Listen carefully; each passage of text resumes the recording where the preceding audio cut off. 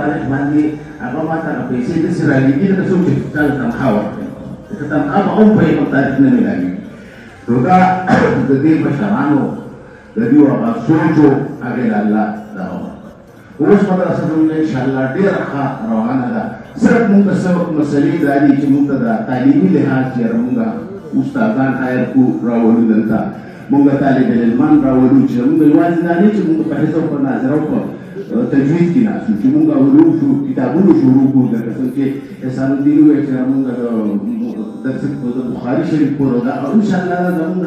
دغه دی چې دا به کوو او مونږ ته د هېڅ کوم مسلې نشته چې زموږ سره خپل یو ډېر عظیمالشان بلډینګ په دې لار کې تاسو دلی دی جوړ دی جو چې زموږ جوړ کړي د دې جومات نه ډېر لوی